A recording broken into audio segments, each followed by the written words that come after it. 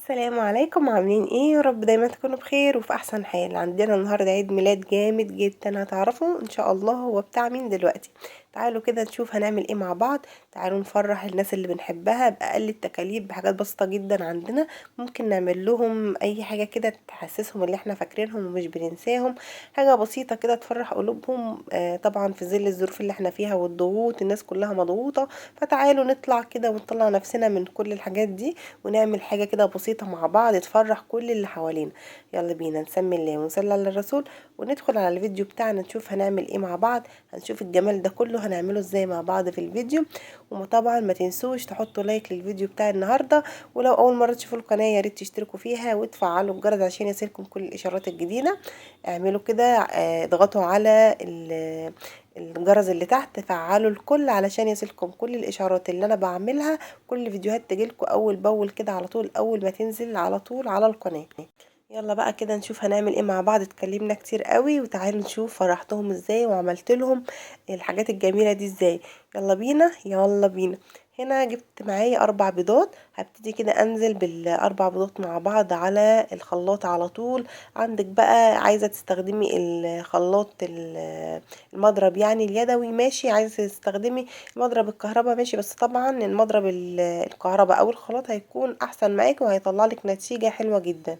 تمام. نزلت بال4 بيضات. بعد كده معايا 4 اكياس من الفانيليا زي ما اتفقنا. كل بيضة دي قاعدة يعني بيكون عليها كيس من الفانيليا، دي حاجة تمشي عليها على طول. تمام. هنزل بكل حاجة على بعض كده زي ما احنا شايفين مع بعض. بعد كده معايا بشر برتقانية كبيرة، خدنا القشر بتاعه بس طبعا، وما ناخدش البياض ببشره كده بالمبشرة، بناخد بس القشر الاصفر بتاعه ده عشان بيدي طعم حلو جدا. معايا هنا كوبايتين من اللبن او الحليب، وكله على بعضه زي ما احنا شايفين. ما مش هضرب اي حاجة قبل حاجة، هضيف كل المكونات بتاعتي الاول وبعد كده هنشوف هنعمل ايه تاني مع بعض. معايا هنا كوبايتين من السكر، دي هتطلع معاكم مظبوطة جدا. عايزين السكر قليل شوية هتقللوا شوية، يعني يعني كوبايتين الا ربع. عايزين السكر مسكر قوي، بتحبوا الحاجة مسكرة قوي وسكرها زيادة، هتزودوا ربع كوباية كمان. المقادير اللي احنا بنقول عليها دي هتطلع الكيكة بتاعتك مظبوطة جدا. السكر مظبوط، كل حاجة مظبوطة هشة وجميلة. ضفت كمان كوباية الا ربع من الزيت ومعلقة واحدة بس من الخل. هاخدهم بقى على الخلاط ونضربهم كويس جدا. اهم حاجة المرحلة دي اللي احنا نضرب المكونات بتاعتنا كويس قوي. هنا بقى معايا 3 كوبايات من الدقيق، 3 وهتكون معاكي مظبوطة. امشي على المقادير اللي انا بقولك عليها دي هتطلع معاكي مظبوطة جدا. رشة بسيطة قوي من الملح، يعني حاجة كده بسيطة قوي. معايا كيس بيكنج باودر، وكيس كمان كيك شيف، انا بستخدم كيس من ده وكيس من ده. الصينية بتاعتنا هتكون كبيرة. بيطلع النتيجة حلوة جدا معايا، يعني النتيجة بتطلع تحفة. تمام. هخلطهم مع بعض بقى، وبعد كده طبعا خلطنا كل الخليط اللي كان في الخلاط ده مع بعض لحد كده ما كله بقى متجانس مع بعضه واتضرب. والسكر نضربه كويس جدا جدا. اهم حاجة تستخدمي في الكيكة سكر ناعم، ولما تيجي تضربيه كويس جدا عشان ما يخليش الكيكة بتاعتك تغمق.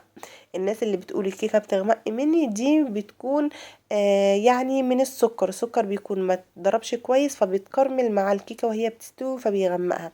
تمام. هبتدي بقى ايه، اخلط الدقيق مع المكونات السائلة اللي عندي، وكده المقام بتاعي هيكون مظبوط جدا. طيب لقيتيها تقيلة شوية معاكي او خفيفة شوية، لو لقينا الخليط بتاعنا ده تقل مننا شوية، هننزل بشوية لبن صغيرين خالص ونضرب برضو لحد ما يبقى معانا. طيب لو لقيناه خفيف شوية، هنزود برضو شوية دقيق صغيرين قوي لحد ما القوام يظبط معايا. انا بمشي على المكونات دي والمقادير دي على طول، وبتطلع مظبوطه معايا ما بتحتاجش اي حاجه. تمام. هننزل بقى في صينيه، طبعا انا بطنتها مسحتها كده من السمنه. هخبط بقى الصينيه بتاعتي خبطتين كده، وهسخن الفرن بتاعي على درجه حراره 180. الرف اللي في النص هسيبها 35 دقيقه. تمام. واحنا بقى كده حطينا الكيكه وسيبناها 35 دقيقه، وبشغل من تحت بس ما بشغلش الشوايه. تمام. هنسيبها بقى تعيش حياتها، وندخل على تاني حاجه معايا بيضتين وكيسين من الفانيليا. هضيف كمان عليهم كوبايه الا ربع من الزيت، وممكن تستخدمي زيت وسمنه لو حابه، بس الزيت بيخليها خفيفه جدا وهشه قوي. معايا كمان كوبايه كده من السكر. مش هنزود سكر للتاني كيكايه معايا دي عشان دي هتكون بالشوكولاته. معايا كمان كوبايه من الحليب. معلقة من الخل صغيرة، وبعد كده هنضيف كمان عليهم معلقتين من الكاكاو الخام. تمام كده. حابة كمان تخلي الكيكة بطعم النسكافيه، هتضيفي كيس من النسكافيه اللي هو النسكافيه البلاك. تمام كده. بعد كده بقى، وطبعا لازم نصفي الكاكاو بتاعنا، لازم نصفيه كده ونعديه على المصفى. هضرب بقى الخليط كله برضو مع بعضه علشان يكون متجانس معايا، ويكون القوام بتاع الكيكه حلوه وتكون هشه. معايا كيس واحد بس من البيكنج باودر، الصينيه دي هتكون صغيره مش كبيره، فعشان كده حطيت كوبايه ونص من دي، وهرجع استخدم نص كوبايه تاني زي ما اتفقنا. لو لقيناها خفيفه هنزود دي، لقيناها تقيله هنزود شويه من الحليب. نزلت بقى بالخليط بعد ما ضربته كويس قوي، اللبن مع السكر والزيت والكاكاو الخام وكل المكونات اللي احنا قلنا عليها دي، ونبتدي بقى نخلطهم كويس قوي مع بعض. هنا انا استخدمت كوبايه ونص من الدقيق، وهرجع اضيف كمان نص كوبايه لان حسيت الخليط بتاعي خفيف. تمام كده. نضرب كويس جدا في نفس الاتجاه كده علشان الكيكه بتاعتنا تكون هشه وجميله قوي. شايفين كانت خفيفه، هرجع اضيف بقى نص كوبايه، يبقى الكيكايه دي خدت معايا كوبايتين من الدقيق. هتكون معاكي مظبوطه برضو، يعني الاول تضيفي نص كوبايه، كوبايه ونص، وبعد كده تضيفي شويه بشويه لحد ما القوام بتاعك يظبط معاكي زي الفل كده. ما فيش اي حاجه. لو وصلتي بقى معايا لهنا يا ريت تحطي لايك للفيديو. شايفين بقى القوام جميل جدا، مظبوطه قوي. دي بقى هتكون تحفه زي ما شفتوا كده في بدايه الفيديو. بجد كيكه شوكولاته سريعه وسهله وما فيهاش اي حاجه. هنجيب بقى الصينيه بتاعتنا برضو، ببطنها بالسمنه كويس قوي علشان تنزل معايا مظبوطه وما تلزقش. دي خطوه مهمه جدا علشان الصينيه بتاعتك ما تلزقش فيها. لازم تكوني دهناها بكميه من السمنه كويسه، يعني مظبوطه، ولا تكتري ولا تقللي. تمام كده. هننزل بقى بكل الخليط. شايفين بقى الخليط عامل ازاي؟ مظبوط جدا وريحتها تحفه قوي. والصينيه التانية برضو بتاعت البرتقال، كيكه البرتقال من اخف والذ الكيكات اللي ممكن تعمليها بنتيجة رائعة وتحفة قوي وبسيطة جدا. مكونات يعني بسيطة. برضو هدخلها على درجة حرارة 180 في الرف اللي في النص، وهسيبهم هما الاتنين بقى يعيشوا حياتهم من نص ساعة ل35 دقيقة، هتكون مظبوطة معاك. تعالوا بقى نعمل تالت حاجة. معايا كوبايتين من السكر، وهضيف عليهم كوباية ونص من المية. عايزين الشربات بتاعنا يكون يعني ولا خفيف ولا تقيل، يكون وسط. هنا بقى معايا كمان شوكولاتة خام. ممكن تستخدمي اي نوع شوكولاتة انت بتحبيه. تعالوا نشوف هنعملها ازاي. هبتدي اكسرها كده وننزل بيها في اي حاجة عندنا، كسرونة اي حاجة عندنا. وهنجيب كمان كسرونة تانية فيها مية بتغلي، وهنرفعهم بقى على النار واسيبها تدوب معايا كده علشان تدينا احلى صوص شوكولاتة. شايفين بعد ما ساحت خالص على البخار المية، ما بضيفش عليها مية خالص، على البخار المية هضيف عليها ربع كوباية من الحليب، هضيف عليها كمان كده معلقتين من الزيت، بيدوها لمعة وبتكون حلوة جدا. ده صوص الشوكولاتة، يعني الشوكولاتة. ان شاء الله هنعمل مع بعض الصوصات التانية اللي ممكن تستبدليها. لو مش عايزة تستخدمي صوص الشوكولاتة ممكن تستخدمي كذا حاجة تانية غير الشوكولاتة دي لو انت عايزة. ان شاء الله نعملهم مع بعض قريب جدا. تعالوا بقى هنا ندخل على تالت حاجة كده معايا. جبت هنا مبشور جوز الهند، معايا سوداني فرمته كده في الكبة، والزبيب بتاعنا غسلناه كويس قوي وصفيناه من الميه، ولازم نغسله علشان ساعات بيكون فيه رمله، فلازم يتغسل كويس جدا ونصفيه. نزلت بمعلقتين عسل نحل. لو ما عندكيش عسل النحل هتستخدمي العسل اللي احنا عملناه مع بعض، يعني الشربات اللي احنا عملناه مع بعض. هتاخدي معلقتين كده علشان يكون المكسرات بتاعتنا طعمها حلو، وكمان تكون متماسكه كده واحنا بنحشيها ما تقعدش تقع مننا. حلو كده. حلو كده. ممكن طبعا تستخدمي اي حشوة تانية زي ما تحبي، بس انا الحاجات دي كانت متاحة عندي فاستخدمتها. ممكن كمان تعملي كاستر، ممكن الكريمة الكدابة، اي حاجة ممكن تستخدميها في الجلاش هيكون معاكي حلو جدا، بس استخدمي الطريقة دي هتبقى معاكي تحفة قوي. هنبتدي بقى ناخد كده بالمعلقة بتاعتنا ونساوي الحشوة كده ونلف من غير بقى ولا ندهن سمنة ولا هنعمل اي حاجة. اسرع جلاش ممكن تعمليه وسهل جدا بسيط، طعمه لذيذ قوي بجد. كذا حد داق وقال لي حلو قوي انت اللي عاملاه. نفس السؤال قلت له ما هو، قال لي طعمه جميل جدا. تمام.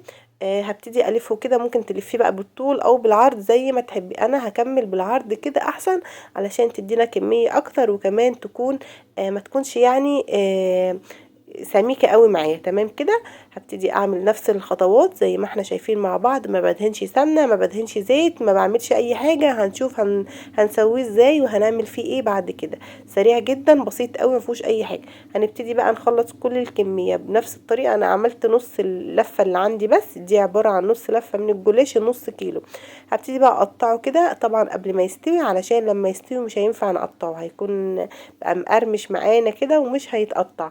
فعلشان تاخدي شكل حلو للجلاش لازم تقطعيه الاول. بعد ما نقطعه بقى هكون مجهزه ربع كوبايه من السمنه. طبعا انا سيحتها بس على النار، بس مش سخنه، هنسيبها كده ايه بدرجه حراره المطبخ. انا مسيحاها بس سايباها بارده مش سخنه. هدهن بقى كل الجلاش بيها كده. شايفين بقى مفيش اسرع من كده. وبالفرشه على الوش الجلاش هبتدي اوزع السمنه وهدخلها. طبعا الفرن كان ساخن. الكيكه كانت في الفرن، كانت خلاص طلعت. طلعت الكيكه ودخلت صينيه الجلاش. قعد 10 دقايق بالظبط برضو على الشبكه. اللي بعد النار على طول، يعني رفعته سنه. سبته 10 دقايق خد اللون من تحت واستوى. وبعد كده شغلت عليه الشوايه برضو 5 دقايق. تعالوا بقى نشوف الجمال ده. الجمال بجد يعني عدى الكلام، ما شاء الله. الكيكه طالعه تحفه، هشه وجميله وزي الفل، واخده لون من فوق ومن تحت حلو جدا. وكيكه الشوكولاته كانت استوت برضو واخده لونها الحلو طبعا. تعالوا بقى نقطعهم مع بعض كده ونشوف ايه الاخبار. والريحه بقى ما اقولكوش بقى، كيكه البرتقال كانت عامله قلبان في البيت كله. كيكه البرتقال من ألذ الكيكات اللي ممكن تعمليها واسرعهم. تمام. تعالوا بقى نشوف قد ايه هي هشة وجميلة، وزي ما شفناها بسيطة جدا ما فيهاش اي حاجة. بنحط كل الخليط على بعضه وبنضربه مرة واحدة في الخلاط، يعني ما فيهاش افتكاسات كتير، ما فيهاش اي حاجة. واي حد ممكن يدخل يعملها. بس اهم حاجة التسوية بتاعتها، واهم حاجة تضربي المكونات بتاعتك كويس اوي. تعالوا بقى نشوف عاملة ازاي. لونها حلو قوي، السمك بتاعها حلو جدا، زي ما احنا شايفين قد ايه هي من جوه. آه آه هشة وجميلة جدا. طبعا كانت لسه طالعة من الفرن سخنة. كل ما نسيب الكيكة تهدى كل ما بتكون احلى معانا. تمام. دي اول كده حاجة معايا. تعالوا بقى نشوف الكيكة بتاعتنا الشوكولاتة جميلة جدا، واخدة الشكل الجميل ده. حبيت اعملها في الصينية دي علشان تاخد الشكل الحلو ده، شكل الوردة. طبعا ممكن تستخدميها او تعمليها في اي صينية تانية. هنبتدي بقى نجيب خلة كده او سكينة، اي حاجة عندك، ونبتدي نعمل فتحات كتيرة جدا علشان لما ننزل بالصوص بتاعنا يدخل كده جواها ويكون طعمها حلو. هننزل بقى بالصوص بتاعنا، وهنكون طبعا مسخنينه، لازم يكون ساخن علشان يدخل جوه الكيكايه كده وتشربه بسهوله. وطبعا الكيكه اول ما بتطلع من الفرن تمام يبقى الصوص ساخن، صوص الشوكولاته، والكيكه كمان سخنه علشان تدينا نتيجه مظبوطه. حلو كده، حلو كده. وكمان لو نزلنا بحاجه ساقعه على الكيكه وهي سخنه ممكن تهبط منك، خلي بالكم كويس جدا من النقطه دي. هبتدي انزل بكل صوص الشوكولاته اللي معايا بالشكل ده، وهتكون جاهزه معايا احلى كيكه شوكولاته بجد. ريحه وطعم وبرده من جوه هشه وجميله جدا. بس نسيت اللي انا اقطعها قدامكم، سبتها كده سليمه.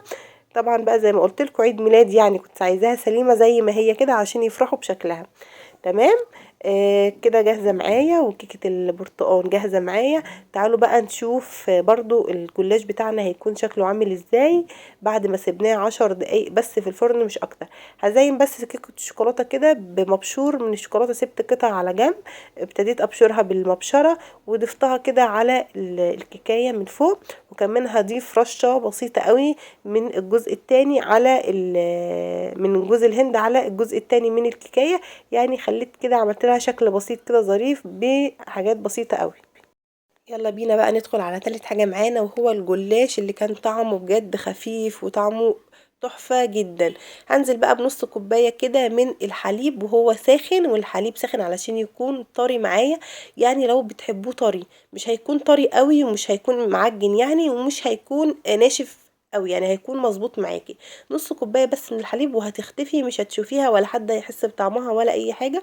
بعد كده معايا الشربات بتاعي برضو دافي، وزي ما انتم شايفين السمك بتاعه متوسط، ولا تقيل قوي ولا خفيف قوي. هنبتدي نشربه كده لحد ما يستكفي من الشربات بتاعه او العسل. وبس كده هيكون معايا احلى كيكه برتقال واحلى كيكه شوكولاته. وكمان الجلاش زي ما قلت لكم، فرحوا اولادكم بحاجات بسيطه، فرحي اي حد بتحبيه بحاجه بسيطه، عرفيه اللي انت فاكراه فاكراه واللي هو في تفكيرك وفي دماغك على طول. حاجات بسيطة كده بتفرحهم وبتسعدهم. وطبعا ده كان عيد ميلاد زوجي، يعني مش اي مش عيالي، زوجي. تمام كده، عملت له مفاجأة واتفاجئ الصراحة، وكانت مفاجأة حلوة جدا. وطبعا كان مبسوط اللي انا يعني مقدراه فاكراه، وده طبعا الطبيعي يعني اللي احنا على طول فاكرينه ومش بننساه. بس دي حاجة بسيطة زي ما قلت لكم بتفرحنا كلنا وبتفرح البيت، بتطلعي من المود المسؤولية والضغوطات بتاعة الحياة بحاجات بسيطة كده تفرح كل الأسرة. دي بقى كانت كيكة الشوكولاتة زي ما قلت لكم، زينتها برشه كمان من المبشور جوز الهند، وده كان شكلها النهائي. يا رب الفيديو يكون عجبكم. ما تنسوش بقى تحطوا له لايك لو عجبكم، واستنوني في فيديو جديد، هتوحشوني جدا. باي باي.